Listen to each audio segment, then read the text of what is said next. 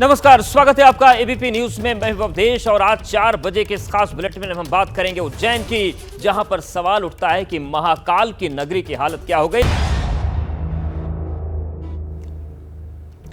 देश दुनिया की 40 खबरों के बाद वक्त है उस बड़ी खबर की पड़ताल का जिससे पूरा देश शर्मसार है।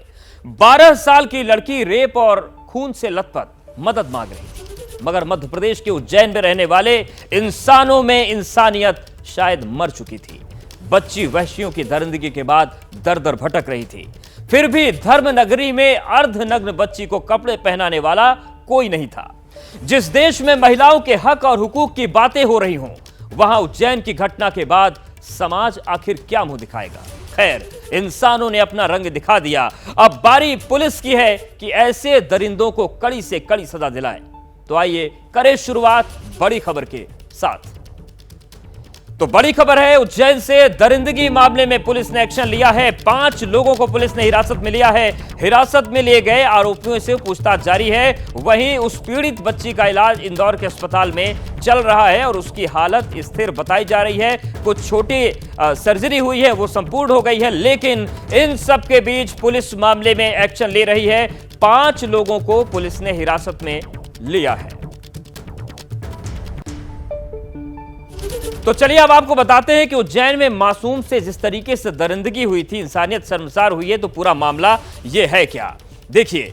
12 साल की बच्ची के साथ दरिंदगी हुई उज्जैन में। 25 सितंबर को घायल हालत में बच्ची मिली थी। 8 किलोमीटर तक वो भटकती रही। महाकाल थाना क्षेत्र में बड़नगर रोड पर वो भटकती रही बच्ची। वहीं इंदौर अब उसे रेफर किया गया है लहूलुहान हालत में। बच्ची की हालत बहुत ज्यादा खराब थी। स्वास्थ्य के पैमाने पर उसकी हालत बिगड़ गई थी, क्योंकि कई घंटे तक बच्ची लोगों से मदद मांगती रही, लेकिन उसको मदद नहीं मिली। पुलिस ने उज्जैन में 5 लोगों को पकड़ा है। बताया जा रहा है कि इनमें से अधिकतर ऑटो चालक हैं जो ऑटो चलाते हैं।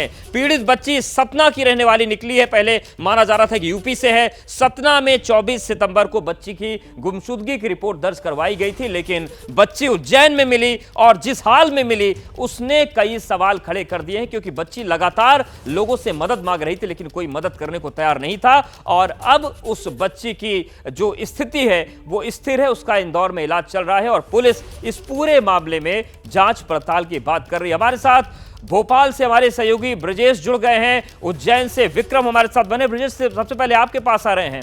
इस पूरे मामले में राजनीतिक बयानबाजी शुरू हो गई है, पुलिस अपना वर्जन दे रही है, लेकिन जो सबसे बड़ी चिंता है वो ये है कि उस बच्ची की हालत अभी कैसी है।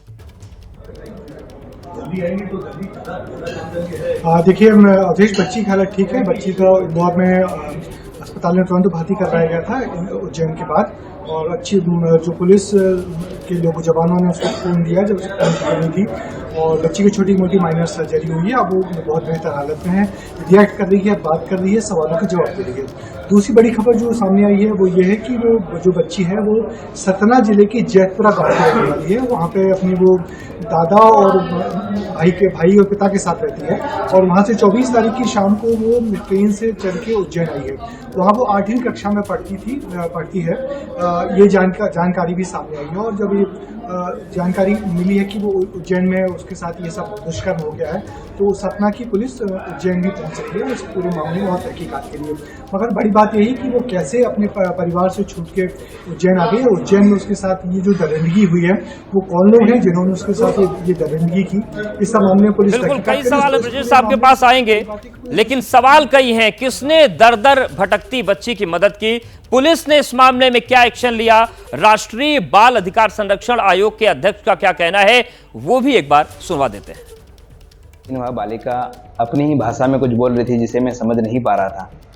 बार बार वह कुछ बोलने का प्रयास कर रही थी, लेकिन मैं समझ नहीं पा रहा था। 2-3 बार मैंने पेन कापी भी उसके हाथ में दिया कि यदि मैं समझ नहीं पा रहा हूँ या तुम बोल नहीं पा रही हो तो इसमें लिख करके कुछ बताओ। यदि अपने माता पिता का मोबाइल नंबर जानती हो तो मेरे मोबाइल का मैंने कीपैड निकाल करके दिया कि इस पर लगा करके बात करो, या आप पेन डायरी में लिख करके मुझे बताओ। आसपास शहर के जितने भी टेक्निकल साक्ष्य हम लोग संकलित कर सकते थे वो हमने किए, जिसके आधार पे प्रमुख तौर पे एक ऑटो चालक को अभिरक्षा में लिया गया।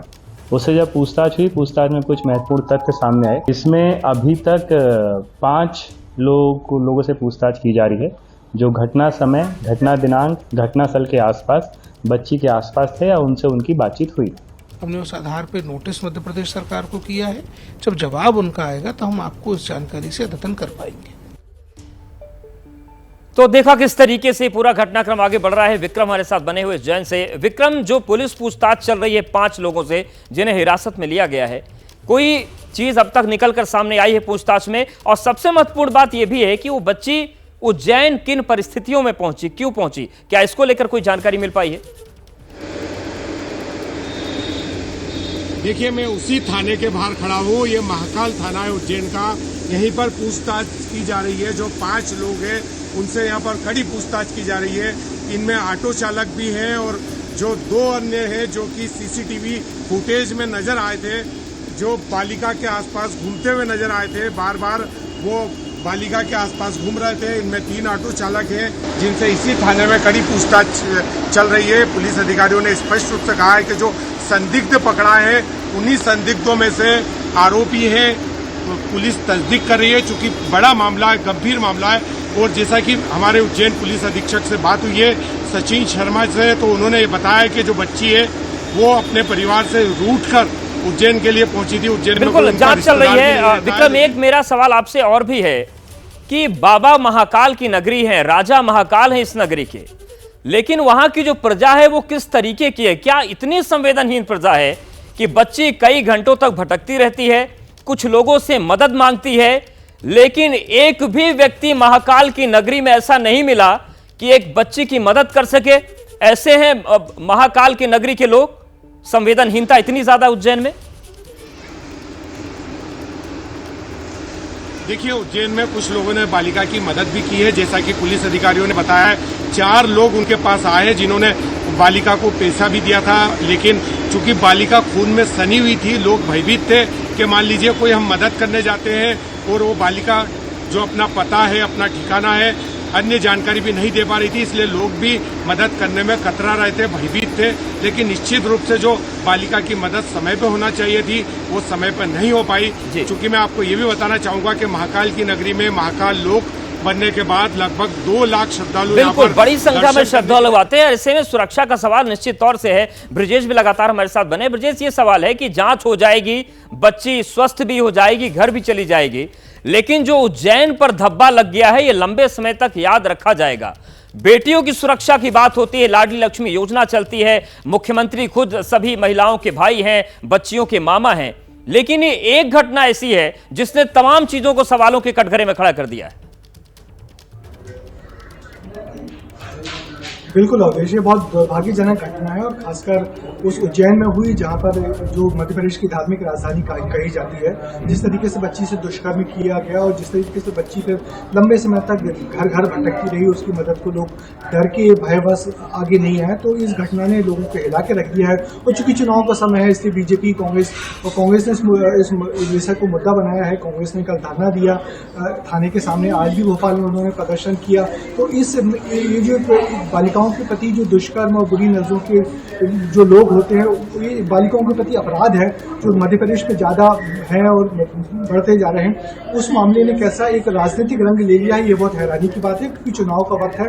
तो कांग्रेस ने बीजेपी को कटघरे में खड़ा करने की पूरी कोशिश की है। और हालांकि बीजेपी यही कह रही है कि मध्य प्रदेश में ऐसी घटनाएं होती है तो कड़ी कार्रवाई हो जाती है। पुलिस अपनी तरफ से पूरी तहकीकात कर रही है, सारे सीसीटीवी फुटेज खंगाले जा रहे हैं। उन सीसीटीवी फुटेज के आधार पर ही जो संदिग्ध लोग हैं उनको हिरासत में लिया गया है, उनसे पूछताछ की जा रही है और उम्मीद की जा रही है कि जल्दी में तमाम चीजें सामने आएंगी कि आखिर सच्चाई क्या है, कौन है वो आरोपी, कौन है दुष्कर्मी जिसने इस छोटी नन्ही बालिका के साथ इतना जघन्य कृत्य किया। तो उम्मीद की जानी चाहिए कि अगले कुछ घंटों बाद या हो सकता है संभवतः कल तक वो सारी तहकीकात सामने आ जाए। बिल्कुल तहकीकात सामने आएगी। और सवाल ब्रजेश ये भी उठता है कि 24 तारीख को गुमशुदगी की रिपोर्ट दर्ज की गई थी। अगर वक्त रहते इस बच्ची को पुलिस ढूंढ पाती तो शायद इतनी बड़ी घटना, इतनी बड़ी अनहोनी भी नहीं होती।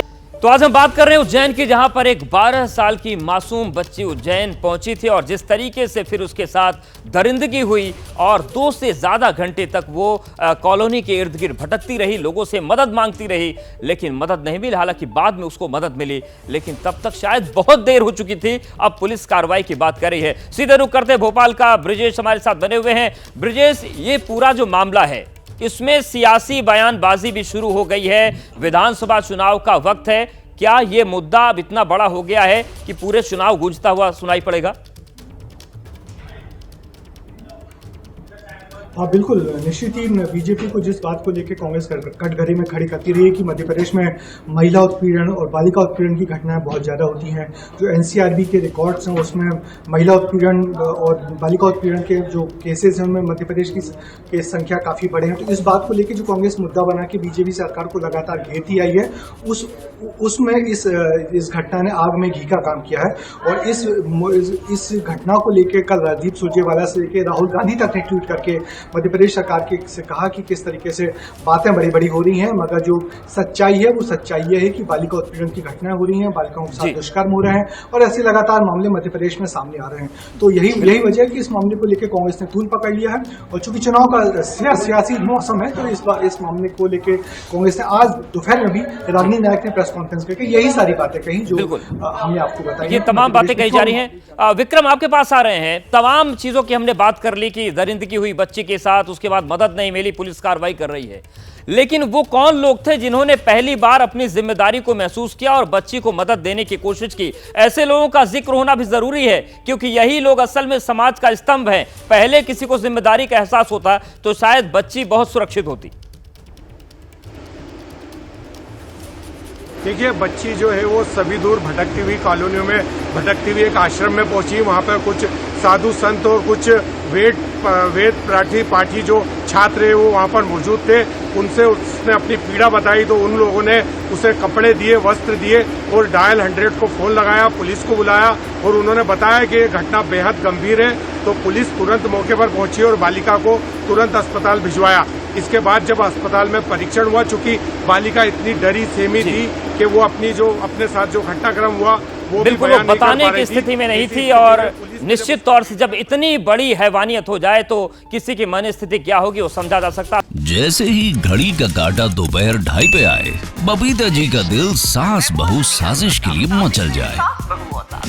और ये है इनकी बहू, पूरे दिन ऑफिस की टेंशन हो जाए गॉन जब ये करें अपना फेवरेट शो फ्री टाइम पे ऑन। इनकी तरह आप भी देखिए अपना फेवरेट शो अपने टाइम पर और डाउनलोड कीजिए एबीपी लाइव ऐप अपने स्मार्ट टीवी पर।